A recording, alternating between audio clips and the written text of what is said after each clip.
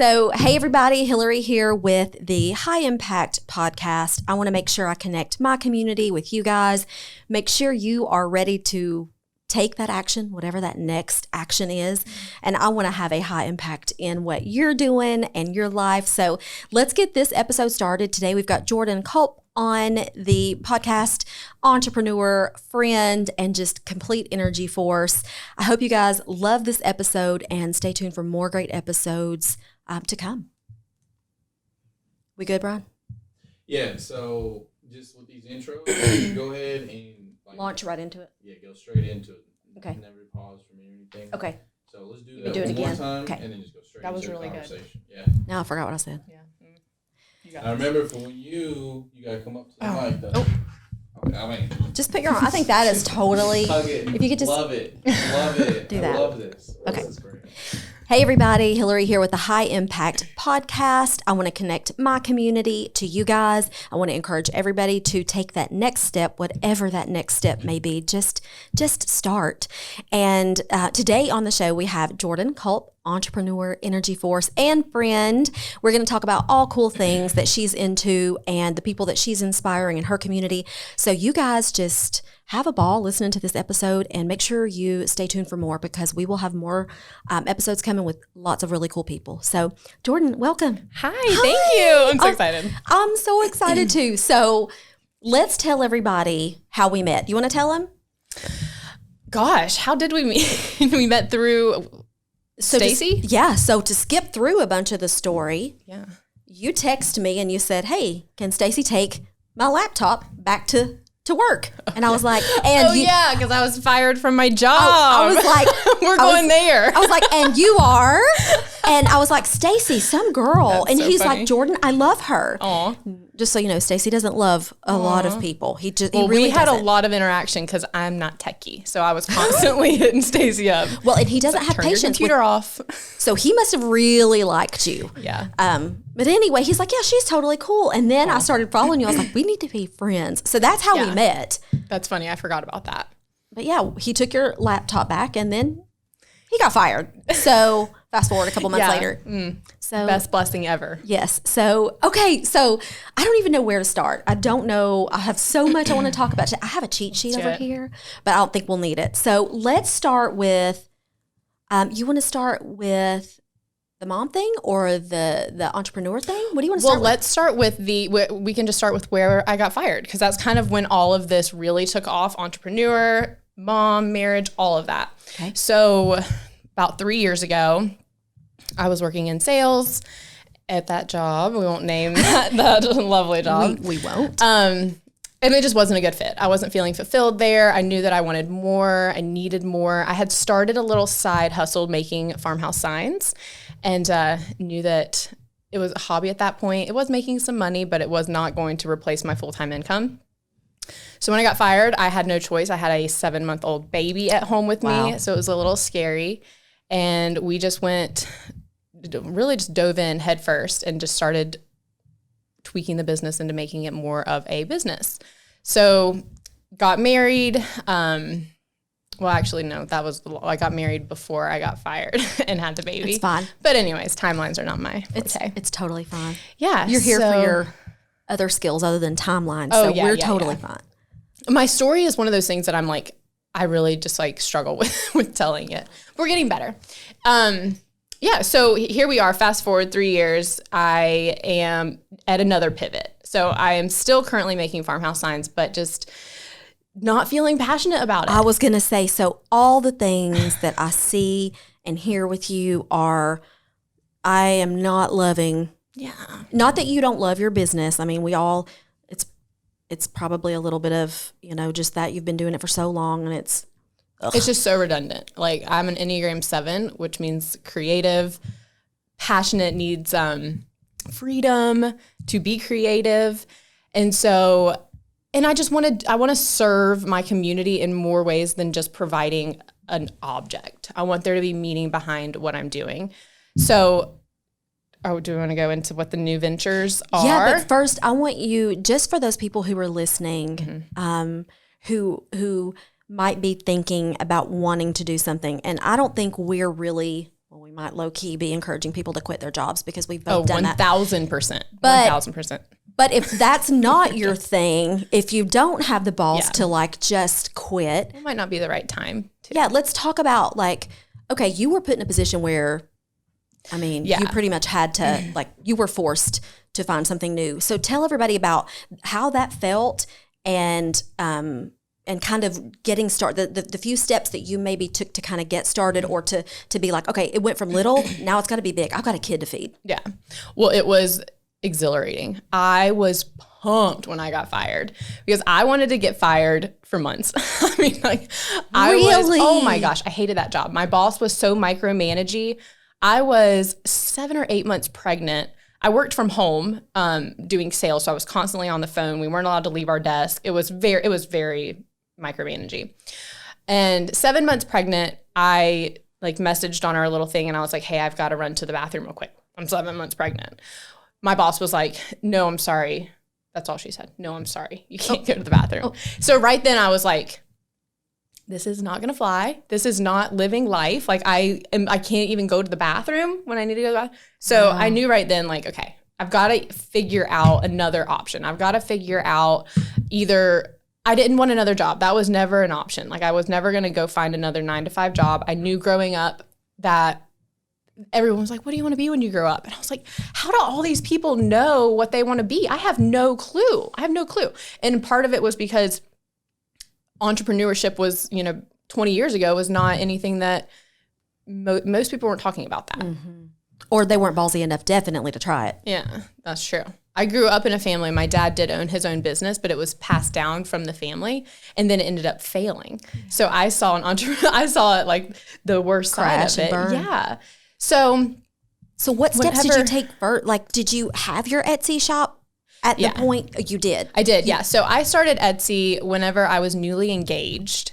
My husband, my fiance at the time, got really sick and we just had no clue what was going on. We were traveling all down the East Coast seeing specialists trying to figure out what had happened. It literally happened overnight. He took a little Tesla pearl for a cough and it changed everything, like extreme anxiety, mental fog. Like he couldn't get out of bed. He went on disability for 13 weeks. Like it was just like, it altered our lives. And so that's kind of how that season went. And I knew I needed something for myself because I was working this job that I hated.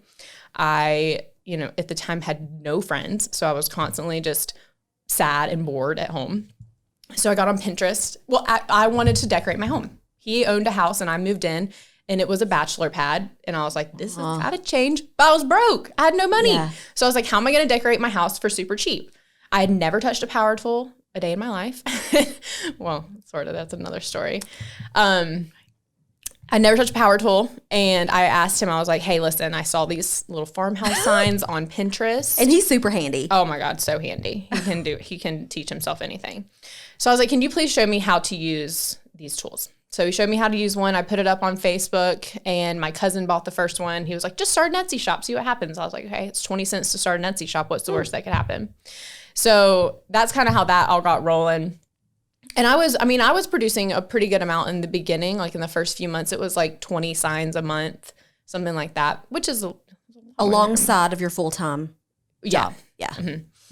That is a lot. It was a lot, especially when you're having to cut, and it's a lot that goes into those stupid signs. I can't imagine 20 in addition to, that's a lot. Ugh. Yeah, so we kind of scaled it from there, and then fast forward to when my boss was like, hey, listen, this just isn't working out. I looked in the mirror, I got off the phone, and I was like, I feel like I should be crying right now. I feel like I should be sad, but I'm so excited because now it's game on. Like, you have to make this work. It was permission. It was. Because I knew that I would never have quit. My husband would never have been cool with me just quitting my job. So, because he's, there's normally in every relationship the one that likes the stability and all that, which is, I'm so thankful for because it's given me this opportunity. But yeah, that's kind of the feelings that happened whenever I got fired. I was relieved. That's crazy. I felt relieved too. I resigned from a full-time job without that safety net at all. So I felt the same way. It was just, it's liberating. Yeah. So liberating. Okay. So farmhouse signs, you're kind of tired of them. They're still a part of your business though, a huge part, right? Or they, They are. They're just not scalable. I mean, my little hands can only make so much. And I have a couple people who help out here and there, but we just can't scale it. And so the new idea, though, is? The new business venture is gift boxes. So we're going to be doing, and they're all going to be handmade. They're going to be themed eventually. We're going to start small and just do like, think of it like a box of sunshine or like a happy box. So the premise of it all is to make connections off of social media.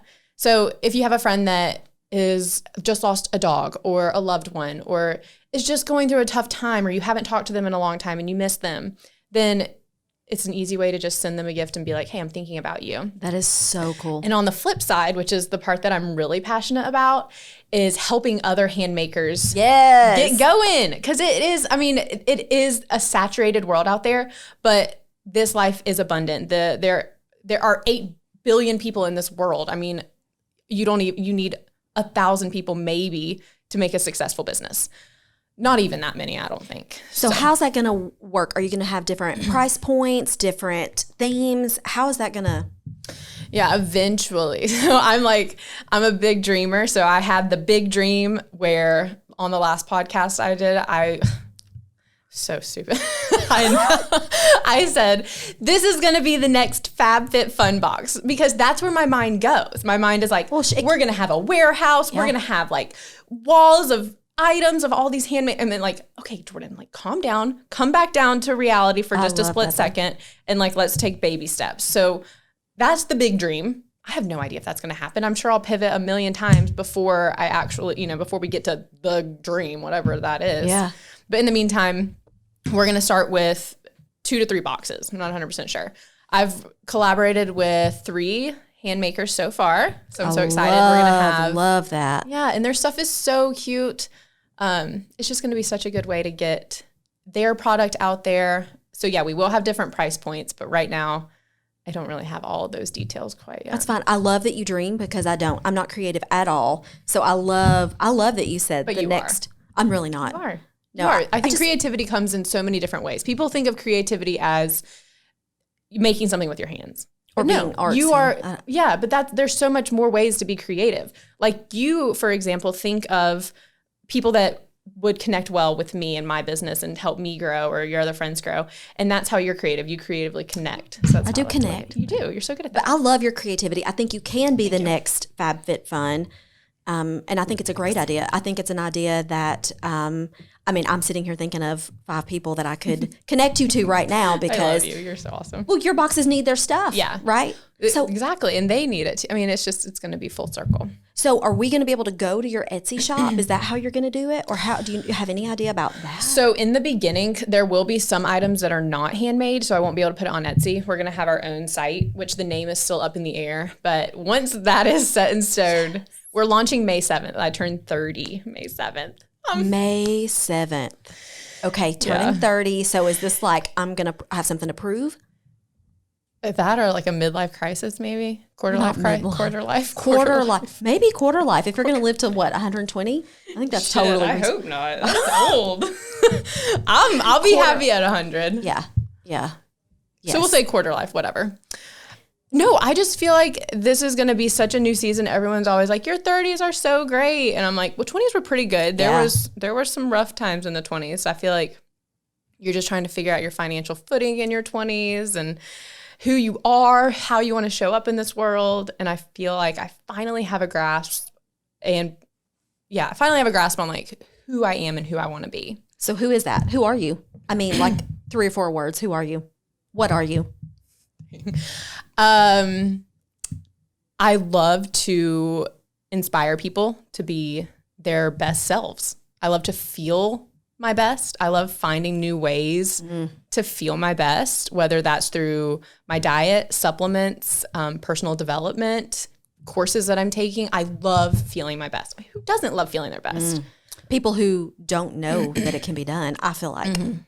They don't love it because they don't know they can achieve it. And it's tiny little tweaks. I feel like I was in some really low places, really low places. I wasn't talking to my family. I was living away from home, dating douche lords. Like, it was just a really rough time. I've got so many places I want to go. I think you inspire me to just go all these random places. Random. That's another way to describe me. That's okay. I like that. Yeah, so I like weird. that. Where do I want to go first? Let's talk about, all the supplements. So anybody that knows you knows your social media game is really strong. So that is definitely something I wanted to talk about. So there are people out there that may believe, a certain amount of followers is going to make you happy. I don't believe that. I believe it's, quality over quantity any day.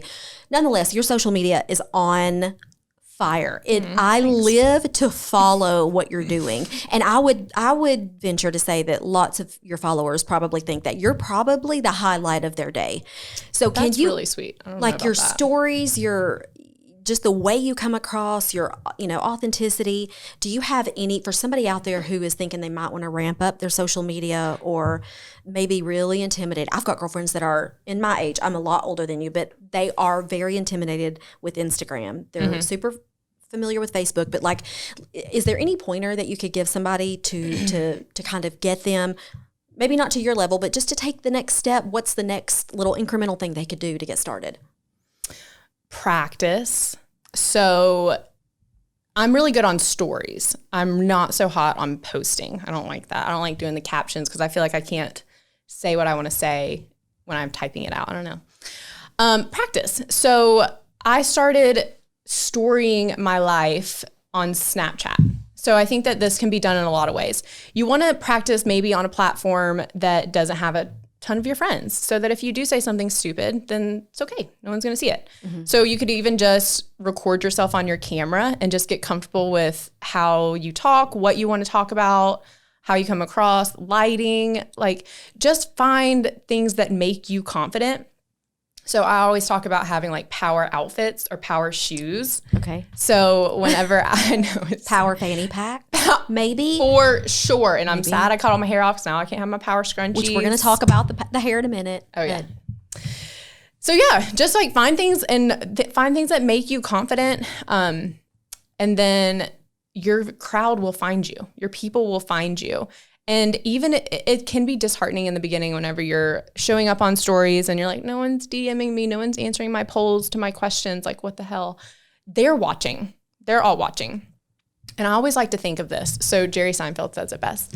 He said that people love to watch you do nothing. Do nothing. And he was great at it. So good at it. He's so good at it. So something that you think no one would want to watch, no one would want to see this. Yeah, they do. They're all bored. Most of them are sitting at their 9-to-5 jobs, hating their lives. Wanting to get fired.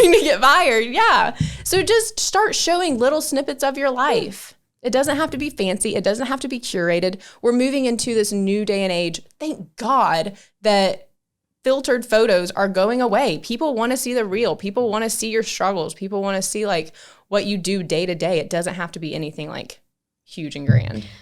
So how is Theron okay with, because Stacy is not about to be on camera. He is so patient with you. And I'm like, he knew what he was getting himself into. Okay.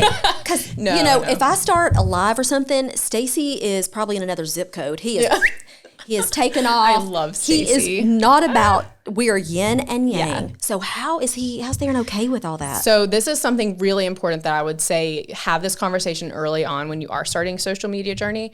Set boundaries. Set boundaries of non-negotiables that you do not talk about on social media. Yep.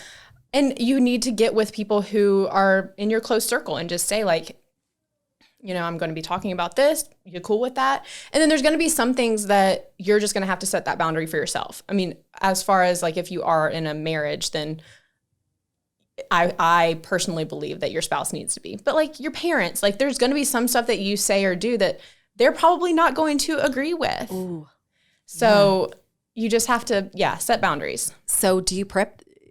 Let's say you don't agree with something that your parents, are you going to prep them for that? Hey, I'm going to say something. Or are you just going to let them figure out if they're not watching, that's even better? I mean, how do you do that? This is a constant struggle right now. And it's just because I have the conversations with them about my beliefs. It's mainly just my mom.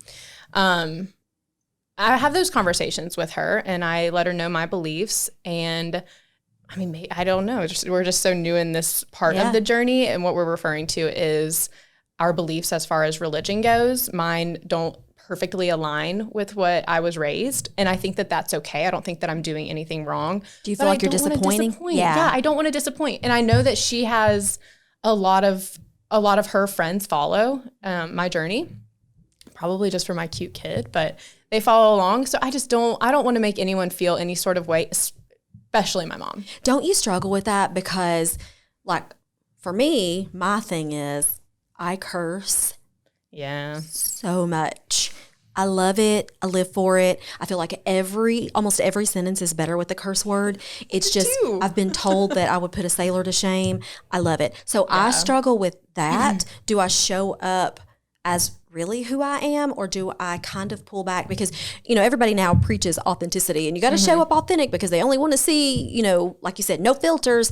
But really, do we want to alienate those people that the cursing may offend? Because it would offend a lot of people. They would be out if they heard all of this. So with you, I mean, do you struggle? I would say that's like a big struggle. Yeah. I mean, I'm the same way.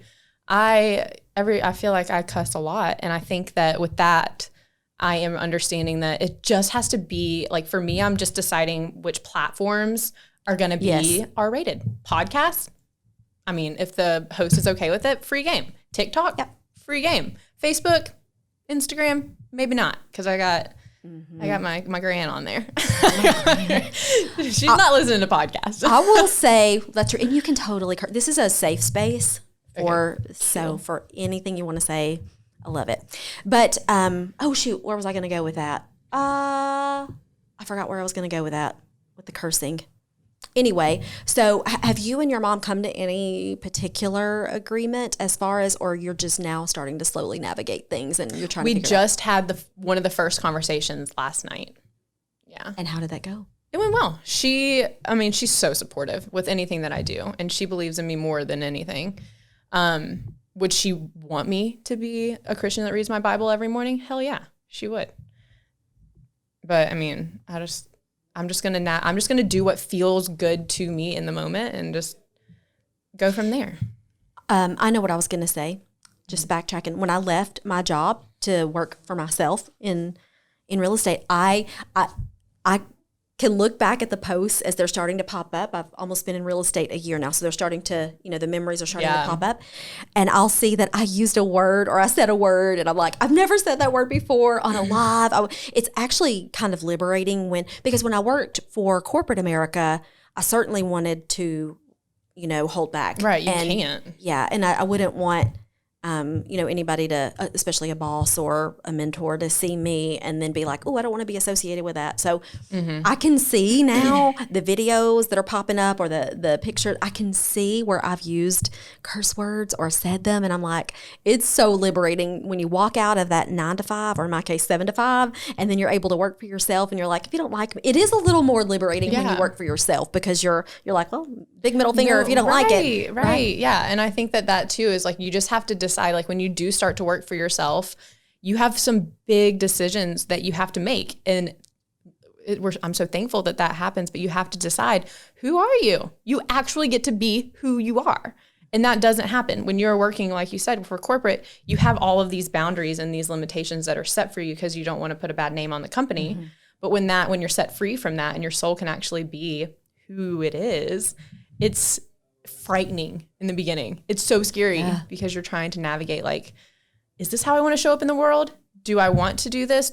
Am I really this, like, classy, whatever? I mean, I feel like you can still be classy and say cuss words. I love you so much. I feel like that too. Yeah. But society has put these parameters on, like, you're trashy if you say cuss words. But I don't resonate with that. Well, I want to talk about this course that you're taking. Oh, yes. So good. I know, because one of my favorite things about you on social media is that I can find out what supplements you're taking. Mm-hmm. I can, and I've often ordered, or I'm trying whatever it is that you're trying. So I love that. I also love your personal development stuff, which we'll get to. But right now you're taking a course. Mm-hmm. So tell us what the course is, why you thought this was going to be for you, and how on earth you managed to make that kind of investment. So after Christmas season, which was the worst season ever, just worked nonstop. I told myself there has to be a pivot. And I didn't know. I mean, I've been trying to pivot for years into what's next, but there was a blockage of imposter syndrome, self-doubt, all of these insecurities coming up. No one cares what I have to say. And I had to get past that somehow, but I couldn't do it on my own. So the course is Made to Do This by Kathy Heller. So how she, it's funny because I've been following her for years, or not years, probably about a year. And I thought when I signed up for this course, it was going to be like a business course. It's going to dissect your business, help get everything organized and in place. And it does do that. It does. But through searching your soul and figuring out what your passions are and then monetizing that. So it's unbelievable. She like markets herself as kind of like a spirit guide. So is that where the box idea came from? Yeah, well, just her coming through and just saying like, this is more than just you selling a farmhouse sign. Like how do you want to serve the world? How do you want to serve your community in a bigger way? And I knew that my reach, I knew that what I had to say, people, not even what I had to say, but just like what I had gone through as like a wife, a mom, a small business owner, a searching soul, like whatever you want to call it. I knew that there are other people out there who are going through that same thing. And I might just be in my journey, like maybe a couple years ahead. So I wanted to share that as well, but I didn't know how. I knew this was on my heart, but I had no clue what to do. So having her course, it's a 12-week course, and it was a large investment for us. But we just knew like there was really no other option. That's awesome. Yeah. And you're loving it? You're not through with it yet, right? No, we're on week 5. Oh. So yeah, we're still going through, and I'm sharing like tidbits along the way on social media, but it's a little overwhelming because it's one of those things where you have lifetime access to this course, so you can start businesses and just run it through the program. And she does like a step-by-step of, what and how. So I would say I'm like on week 3 because I'm kind of just like going at the pace that feels right for me. But yeah, that is how the idea came to fruition. So I think I've started following her since you told me about her. But what do you feel like? What are you hoping is going to be the ultimate payoff for the course? I mean, do you have an end game for it, or really I know Christmas was really hard for you. I know that was awful. Were you just kind of needing to get refocused? What is the main? Just to be completely honest, I want to make more money and work less. Yeah. That's the goal for everyone, I'm sure. And it's doable. I mean, it's so doable. I've seen through the personal development world and just like social media in general, it's so simple to make money online. It's not easy. It's not easy, but it's so simple. There are just little tweaks that you have to do. And I'm figuring out right now how to do that without having, like, the more money I make means the more work. So that's stressful because, I know how to market the product. I know where to put the product, but it's like, I don't want to do that. Do you ever see yourself being like more of a coach and that being a business? Yeah, I do, for sure. That's the end goal. I would love to be a confidence coach. Do I have a lot of areas I need to work on with my own confidence? Hell yeah. But I think that confidence is one of those things that is an ongoing journey. You wake up every morning and it is a decision you make to be confident. And I feel like you need to have real-time tools that help. So like when you're getting stressed out, what I do is I do a lot of breath work. So it's also new to me, but it's so fun and I love learning about it. But I have a 2-year-old. So there's a lot of times whenever, she's throwing a fit and I'm like, don't lose your shit. Yeah. And I'll just pull one of these real-time tools out of my belt and I'll maybe do like 3 deep breaths, or I'll do because it's the same emotion that you have when you're sobbing. So it helps calm and relax the body. So if you do that, 2 inhales really quickly and then a long exhale, interesting. That helps a lot. So just figuring out things that get your body back to a stable point and quickly is helpful. But. So you see yourself in the confidence realm instead of, because I would look at you and think, oh my gosh, you could teach other people how to start their own businesses. No, hell no. You don't think so? No. I'm not good at that kind of stuff. But you are. You've done it. No, I've done it, but it has not looked pretty. The back end, there are definitely people out there who can do it much better. And I'm not a teacher.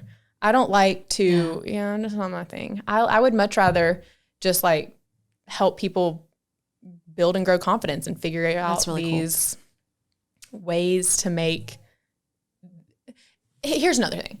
You're not going to feel confident in every situation. I always tell myself, like, if I'm going to be around a big group of people, I'm like, okay, there's a solid chance I'm not going to feel very confident in this situation just because I'm a homebody. I like to be home. I feel most confident. I'm in my sweatpants and just fanny packs. In my fanny pack. Yeah, I'm, out in the garage. I love working with my hands and sawing and sanding. I love doing that stuff on a small scale. But, so just figuring out like what helps make you confident. That's what I want to just like hear people's stories and just better understand. Do you think that most women would say that they're not confident? Mm-hmm. I do. You do? I do. And I think that society has made it that way. Yeah. Because we're all, whether we want to believe it or not, we're all comparing ourselves all day, every day. You're not good enough. You're not skinny enough. Your pictures are not filtered enough. Like whatever it is, I feel like we're always just bashing ourselves, and we need to just be grateful for where we're at, how far we've come. And then absolutely the confidence follows. That's great. So tell me really quick, a couple of podcasts, however many, podcasts or books that you're really, really into right now. Where do we start? Okay, so this is not a podcast or necessarily a book. He does have a lot of books, but on YouTube, you can find him, Joe Dispenza. I have been really into his work lately. So what's he about? I don't know him. So he is all about mind and body. So, sorry, kicking your foot down there. He likes to, his work is basically all about how your thoughts create your future creates your reality, which to me is so intriguing because he actually did this with his physical body. So just to give a little bit about his background, he was a chiropractor, and he was in a race. He was riding a bike, and he was rear-ended by a tractor trailer, and they were like, you're never going to walk again. Like, you need to get this surgery done, or you're never going to walk again. You're going to have to wear this body cast for a whole year. And he was like, wait a second, no. So what he did was he's really into meditating. He went into like a deep meditation for 9 weeks. And what he was doing was he was reconstructing his spine. So he was imagining where all of his spinal cords went or whatever. I don't know what happens back there. And when he aligned with the higher being, like it's really deep work. It's all about digging deep into your mind and understanding that like you have the control to alter your physical state. Wow. So after 9 weeks of him meditating and just thinking about his spine, he was basically fully recovered, was able to walk again. Unbelievable. And since then, he's traveled all across the world and helped people. Oh my gosh. With like MS and like all of these different illnesses. But on this much simpler scale, he really just teaches that your thoughts create your reality. And I think that's so cool. Like whatever you have right now is a product of your thoughts and your actions. I mean, obviously, if you're not where you want financially, it's because you're not thinking abundantly. And we might struggle with this too. Oh, yeah, absolutely. I do too. So, I mean, I'm into like some woo-woo stuff. I've been really into Grabavoy numbers lately, which I don't know a ton about them. So we're going to go there. We're going to go here. Okay. Here we go.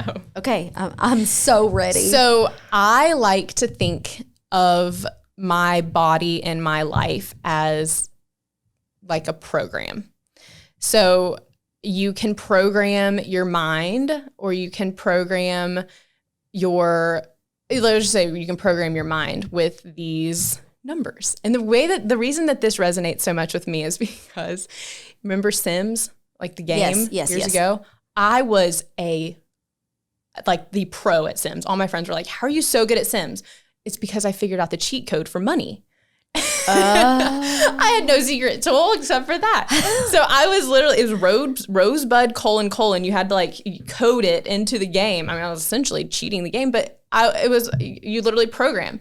So That's why, like, to bring it to reality, that's why they say vision boards and all that are so important, because you are living into your like future self. So by looking at that, your mind doesn't know the difference between looking at a picture and actually like living that. So your subconscious, you're literally reprogramming your subconscious to believe, I already have this lake house on, you know, with the mountains in the background and the porch swing and the land and all of the abundance of money. So Grabavoy numbers are, I have no clue or proof if Grabavoy numbers work, but it's literally, I think you have to just look it up a little bit more, but they're like the money Grabavoy number of like abundance. And I've set all my passwords to it. So it's like the more that you say, you're like reprogramming your mind, but it's 426499. So I'm constantly, anytime I think about like, oh my God, I wish I had more money, I just say that number to myself. Interesting. Say it again. Grabavoy. I mean, I might be saying it wrong. I have no clue. I saw it on TikTok. Grabavoy. Like TikTok has changed my life. It is. Me too. Yeah. Yeah. Like, but then obviously go do your own research. Jordan's over here living her best life, and I'm just looking at ways to scramble fucking eggs. So it's fine. I love TikTok. It's wonderful, but I really clearly am not using it the best way. I'm on like the very spiritual side of TikTok, which I think, I mean, you get some conspiracy theories, which I find myself like really believing in a lot of them sometimes. I can totally see that. They're so fun. It's so fun to have such an open mind, but it's dangerous. It's so dangerous. So before we move on to one of my topics that I kind of wanted to save till the end, any other podcasts or books? You told me about the Seth Godin one, so I'm now reading that one. This is marketing. Yeah, that's a really good one. The Life Coach School podcast, Brooke Castillo, I really like hers. Her confidence podcast is really good. And you told me about, is it Angie? The Angie Lee Show. She's a marketer. Yes, and so she had somebody on, I think it was hers I was listening to and she had somebody on talking about breath. Sammy. You breathe in you breathe in 4, hold for 7, and then exhale for 8 to reset as far as anxiety. So I have a lot of anxiety. Yeah. And so I love that. So I have listened to that one. Anything else that she's good. Kathy Heller's for sure. Don't keep your day job. That's what hers is called. And then Ed Milet, obsessed. I know. Do you comment on his stuff? You know you can win stuff. And no, I don't want an Ed Milet hat. But wouldn't you like to fly in an Ed Milet jet? I don't think he's really doing that, do you? Well, if he says it, he has to be doing it. I feel like you live on Laguna Beach, so you can afford to fly me over, right? I mean, I guess. I don't know. No, I do not comment on his stuff. We really need to do that. I think we should do that. Do it. So, okay. So I feel like anybody who has stuck with us this far, they know your social media. They know your history with the neighbor. Tell us kind of about the neighbor. So I know. And every time I'm watching your stories, especially back when you first started that neighbor stuff, you know, and I listened to everything right there, and I would have my phone, and Stacey's like, what is she doing? What is she talking about? I think he's like, this is one of the boundaries that my husband and I had to set. For your safety. Yeah, no. Tell us about how did this start? Okay, so ironically enough, it started before quarantine. So about a month before quarantine, I just started creeping hard on my next door neighbor. Any particular reason? Well, because he would leave his trash can out on the road all week. And I'm like, what the hell? And then he would just bring his trash to the street. I'm like, why would you not just pull it back? Oh, I didn't realize and then he was at the end of the filling week, it up from. Yeah, like he would just bring his trash bags. And so then I'm like, okay. And I love a good true crime. So I just started making up my own. So this guy, he is like early 30s, never leaves his house. He would pull his car into the garage, shut the garage door, and then get out of the car. And I know this because I would just walk by his house just to creep when he was doing that. And I would notice every single time he had like rugs rolled up in his garage. I'm like, what the hell are you doing with all these rugs? So I just started making up stories about how he was a serial killer and he was bringing in young girls. I don't know why. With these rugs. Right. He would take them out of the car once the garage was closed. He has like red curtains, and I guess that makes the lighting look red in his house. So like his front doors, everything always looks red, which is super creepy. So yeah, we just made up all these stories about his life, and then we as me and my alter ego. Right. I guess. I don't know. Definitely not Theron. Right. No, my husband was like, listen, you got to stop talking about the neighbors. Yeah. And I was like, why? So we need to make a Facebook group where we can just like because everybody has so many funny, creepy stories. I'm like, we need a platform where we can all safely talk shit about our neighbors. Absolutely. So as long as it's not this neighbor, that's totally fine. Anybody else is almost fine. As long as not it's not you. Yeah, that's fine. So tell us, but you've No got promises. Don't you have a creepo on either side? Well, the other guy's just an idiot.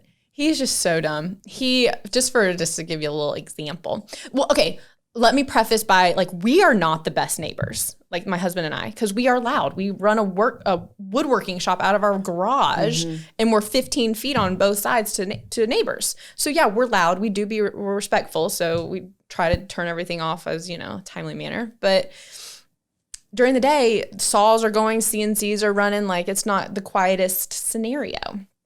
So when I first met them, I just told them like, hey, listen, if you ever have an issue, here's my cell phone number. If it's too late or whatever, just shoot me a text. So I was like, we're good. We're good. No more communication needs to be had. That's right. I don't want to talk to you. That's right. So says the introvert, but really hardcore entrepreneur, right? Yeah. I would say, what is it called? An ambivert? Oh, I don't know. I think that's how I would describe myself. An introvert that I don't really even know the definition. Never heard of it. Can I look it up real quick? Well, sure. I've never heard of such. My stomach is growling. I have never heard of that. And I also, before we wrap up, I want to talk about the Enneagram stuff. But it's on airplane mode. So with your neighbor guy, have you ever, the one that's like Ted Bundy, have you ever like made him cookies and said, hey? Hell no, I can't bake worth shit. But I mean, have you ever tried to like? No. I did call a wellness check on him. So whenever. Oh my God, with the police? So this was after quarantine.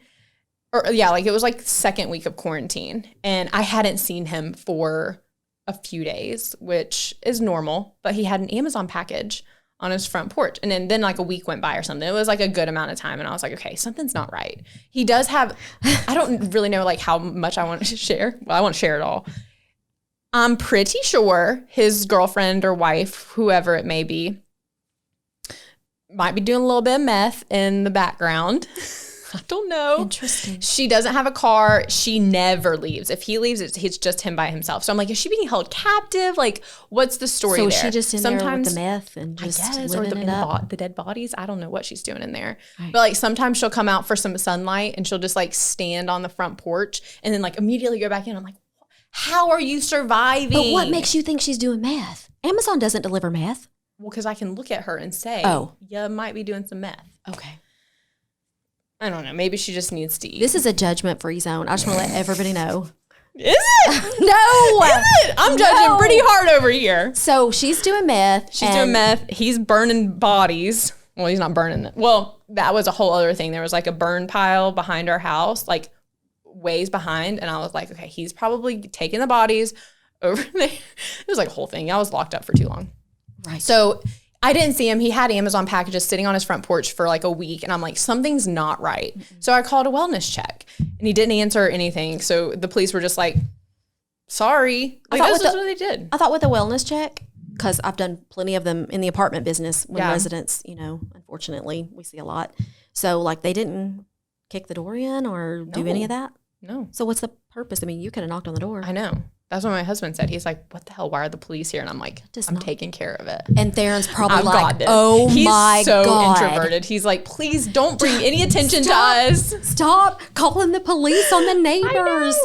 We're jumping all around. But yeah, so that's Ted Bundy over there just doing his own thing. And then the other guy. So I told him I said we'll allow text call if you have any problems. Well, then a couple of weeks later, this is like shortly after they moved in and then shortly after quarantine happened, he got his daughter a little kiddie pool and they have like a big hill in their backyard. So he put the kiddie pool at the bottom of the hill and he didn't have a hose long enough. So Theron and I are out on the back porch and we see him like struggling, trying to figure out how to fill up this kiddie pool. So we're like, hey, do you want to borrow our 100-foot hose to fill up your pool? Because yours is 25 foot and it ain't working. Yeah. And he's like wearing a mask and gloves like in his backyard. So we're like, this guy's already really weird, but whatever.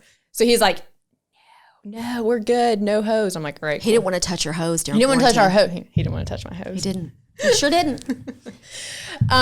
So he thought of a better idea. He went and got himself a little tea pitcher. Nope. A little tea pitcher. And I'm not kidding, this hill's, I'm not good at like measures, but 25 feet, maybe more. Literally filling the tea pitcher up and walking it down and filling up this pool. We watch him do this, and then he gets like the hose like halfway down and is like trying to shoot, puts his finger in it and is like trying to like shoot, and it's going nowhere but just into the grass. And he is like so confident in his decisions, and I'm just like, what is happening? So right there, I lost all respect for him. Right. And from there, it's just been, it's just been story after story. I love that. And I wish you would share more. So whatever needs to happen on social media. They've been keeping to themselves a lot lately. I feel like your followers lived for that. Oh my gosh, you say? For sure. For sure. So tell me what the definition says. Okay, ambivert. This is whose personality has a balance of extrovert and introvert. Interesting. But I feel like it's all about energy. So like I always thought, oh, I'm an extrovert because I do enjoy being around people. Mm-hmm. But it actually is based on how you get your energy. So whether it's from other people or yourself. Right. So I energize when I'm by myself, alone, doing my own thing. Interesting. I didn't know that either. But yeah, so I guess if you're a balance of the two, you're an ambivert. So tell me really quick about the Enneagram stuff, because I did the test back in the day and I can't even remember what number I am. But can you just give a little rundown of the numbers? Do you know them? I don't know them all. No. Okay, but you're a 7. Is that what you said? Okay, so a 7 is what? Creative, free spirit, energetic, I don't loner. Don't you love that stuff? Like analyzing yourself? The personality test. Yes. And I think it's so good as a business owner to understand the different personality tests or types, because it helps figure out how, if you are at a point where you're staffing and you're going to be working closely with other people, you want your personalities to work well together. A 7 would not do well with like data entry, but they would do really well with creation and ideas. I remember back when I did work for corporate America, we had the colors. So it was blue, green, orange, and yellow. I think the actual test is brain color test if you want to look it up. So I was a yellow or a gold, which is organized, checklists, things like that. But I wasn't a green. Stacy's a green, very analytical, very data driven. I hate that stuff, but I do love getting stuff done. So, but the crazy thing is that when I would interview someone, I would ask that they filled out the questionnaire first, and then I would bring them in, because what I know, so an orange is your free thinker. To sum it up, the way I think of an orange is you're a hippie. Right? You're here for the party. When does the show start? I'm not going to show up early. I'm just going to show up whenever. I'm just going to dream really big. Oranges are the life of the party. So one thing I know about myself is that I don't work well with an orange. I'm probably an orange. Yes. So I know that supervising an orange for me causes me a lot of stress. Yeah. So I either needed a green. Because they don't need to be supervised. That's right. Well, I know, and an orange doesn't want to be supervised. Right. They can't have any part of it. But yet, I worked better with a green. So the blue is the lover, and they're going to be everybody's friend and counselor. The problem with the blue is they're going to be too chatty with the residents, our customers, our residents, and so then they would never get any work done. So for me, a green was honestly probably the perfect employee. Only green people didn't make great leasing people, because green people are so analytical. They often don't like to be in front of other people and selling. So what I wound up having to do was I took that personality test and chucked it, because it was causing me, I knew what I needed. And I knew what type of employee I liked to supervise and that I would have a great flow with, but also it was so much work and so much. So do you put a lot of stock in the Enneagram stuff? That's kind of where I'm going with all this. Do you put a lot of stock in that? And I do think it's helpful to know who you are and who your employees are, maybe even your customers, so that you can reach them in the way they want to be reached.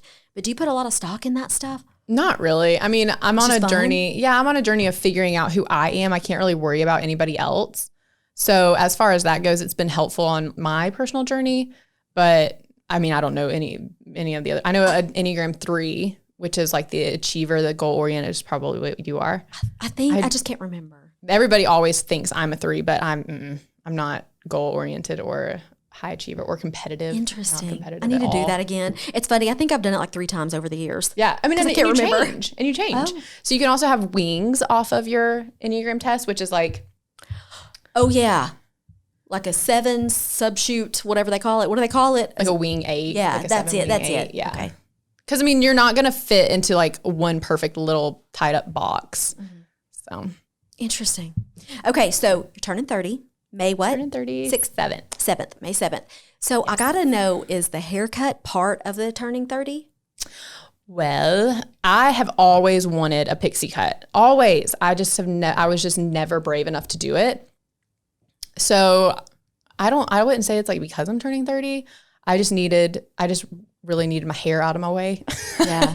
It was taking up so much of my thought process, like in clothes too. So what I've done to eliminate, like getting ready today was such a struggle because I hate getting ready. I have my, 4 or 5 pairs of leggings, my go-tos. I got my overalls, I got my coveralls, and I know. So I have 7 outfits that I rotate through.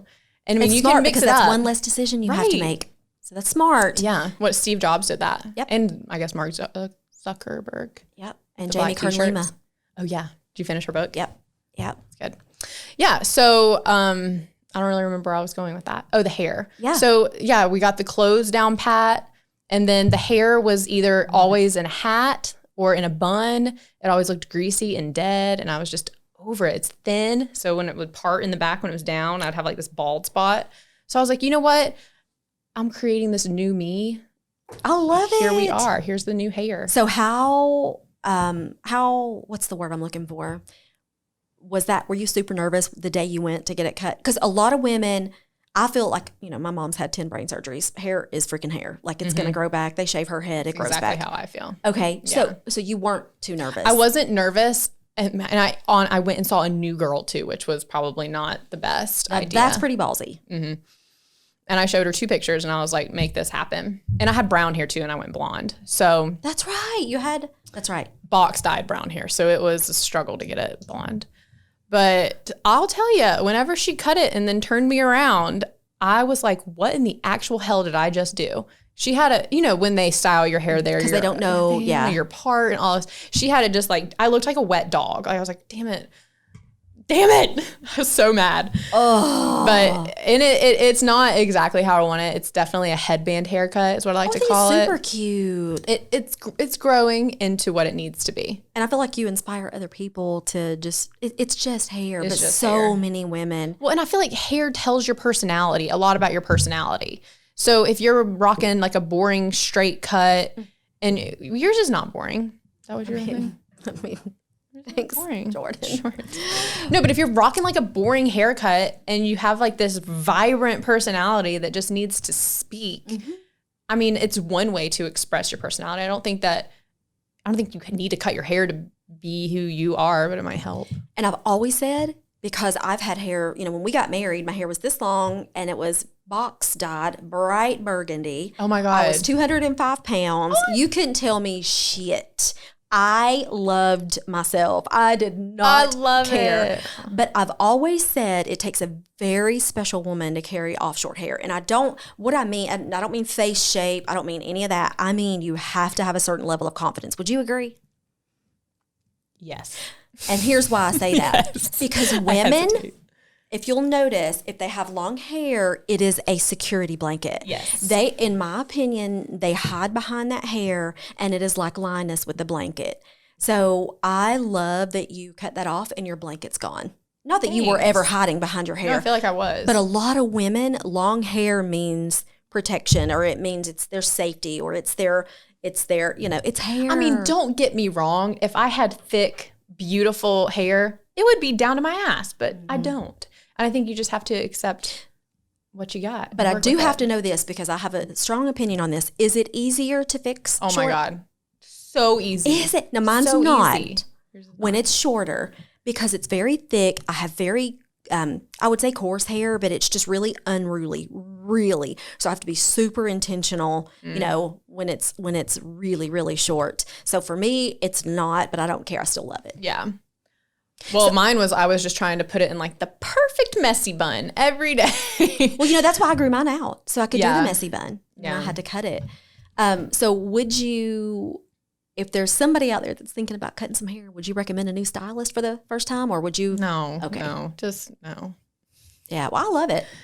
Yeah. Only reason I went to a new stylist was because my old stylist, which I love her, she just would always cut like a long bob. And it was because I think she was just nervous for me, which I get. They just, My mom is the same way with her. She has super duper short hair, and she just feels like people are just almost afraid to cut it as short as she's really comfortable with it. Mm-hmm. So I think that's a thing too. And the thing I'm finding is a lot of stylists are just more comfortable with long hair, period. Yeah. They just don't know what to do with it. So tell me, before we close, what are you into right now? Is there anything you're super into?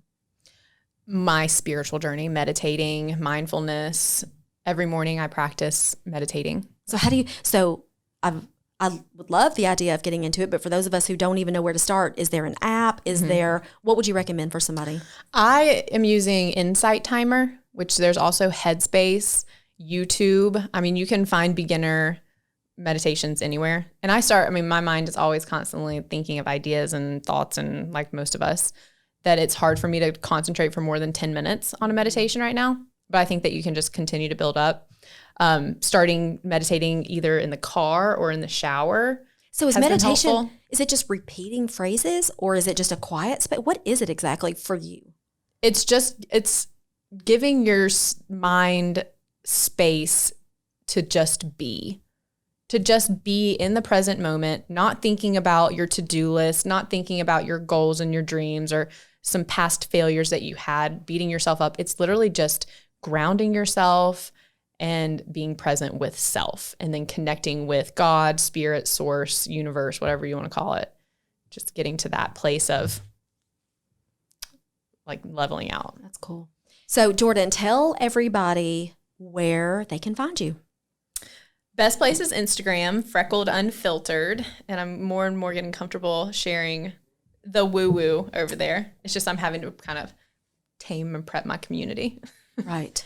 And then I'll be announcing the box launch and the website and all of that over there. So Yay! Instagram or on Etsy, Freckled Flamingo Company. Will you come back and join us for another episode when that's kind of underway, and then as that evolves a little bit? We'd love to follow that. Yeah, that'll be fun. Awesome. Well, thank you so much for being here. I love that you're part of my journey, and thank you so much for everything that you do for the community. Everybody, just hit the subscribe button. Follow the High Impact Podcast. We are here again just to make a super high impact on your life. And if you feel so inclined, I would love it if you would share this with your friends. I would love for you guys, more of you guys, to meet Jordan and find out what a difference she's making in our community. So thank you so much, everybody, and we will see you on the next episode.